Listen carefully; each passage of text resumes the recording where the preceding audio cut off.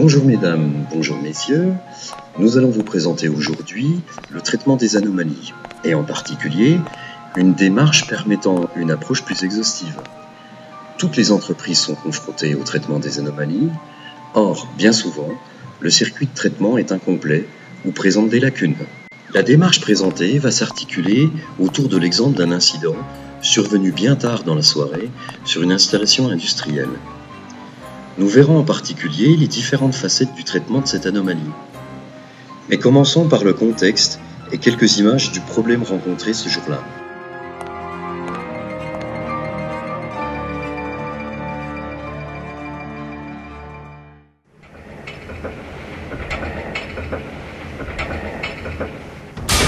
Rupture de l'arbre de transmission entre le moteur M350 et la pompe P350. Ailleurs dans le centre de contrôle. Appel maintenance pour une intervention d'urgence.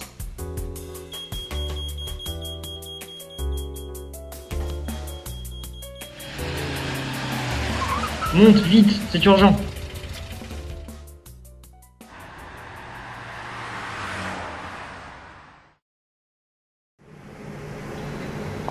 Je serais mieux dans mon lit. Après cette journée, me voilà encore au travail.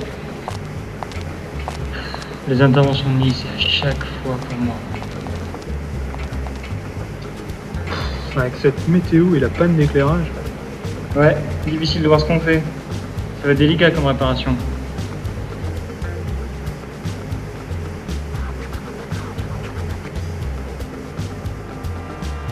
Bon allez, d'abord on s'occupe de la vanne de décharge. Ok, je ferme celle-là. Stop, arrête tout.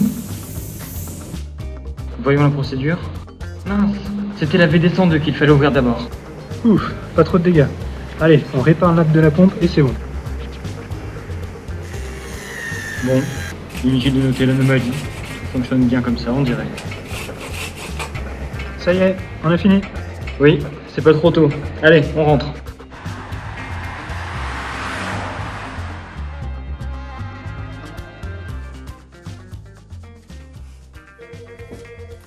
La pompe est réparée, l'arbre a été changé, tout est ok.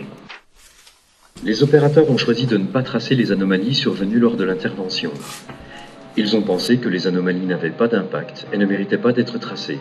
Ou ils ne les ont pas signalées par peur d'être jugés et de devoir s'expliquer ensuite sur le mauvais déroulement de la procédure.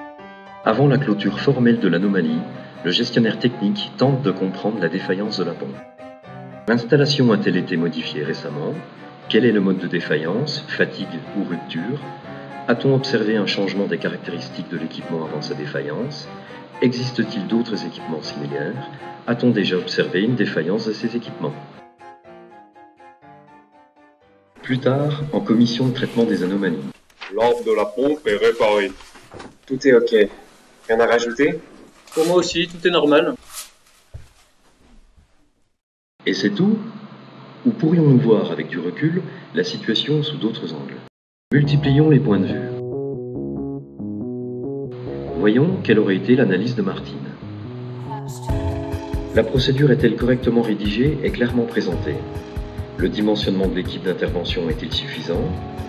Comment les opérateurs sont-ils tenus informés de la configuration des circuits? Les aspects sécurité ont-ils été analysés pour cette intervention?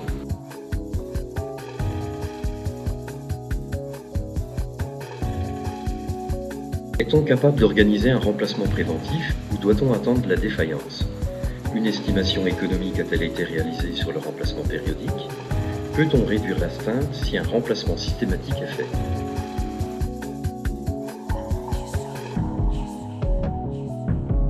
Maintenant, observons le point de vue de Marc. La périodicité de maintenance de la pompe est-elle bonne? Quelle est la part de la maintenance préventive, corrective? À quand remonte le dernier essai réalisé sur la pompe? Quel est l'état de vétusté de la pompe?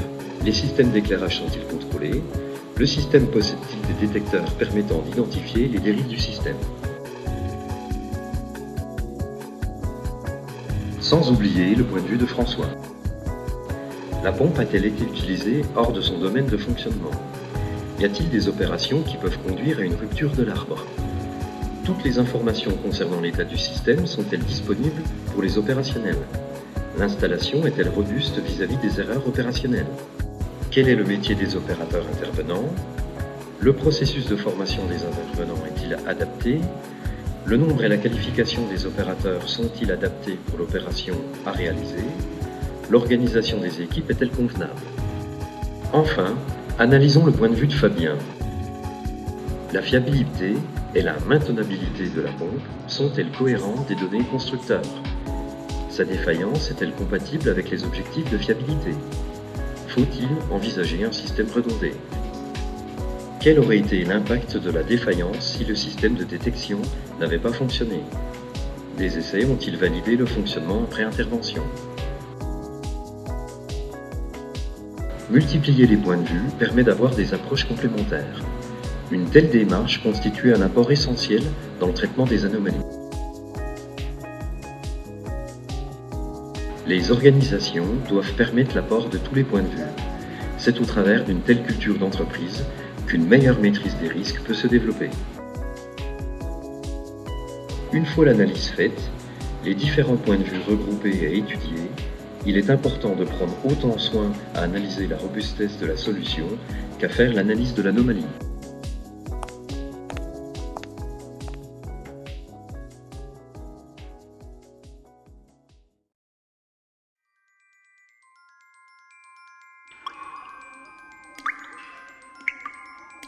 Pendant ce temps, la vanne continue de fuir goutte à goutte. Le système est maintenant dans une situation dégradée à l'insu de tous. Cette situation ne peut être connue de tous que par un traitement exhaustif de l'anomalie. Et c'est tout? Ou pourrions-nous voir la situation sous d'autres angles si tout avait été tracé?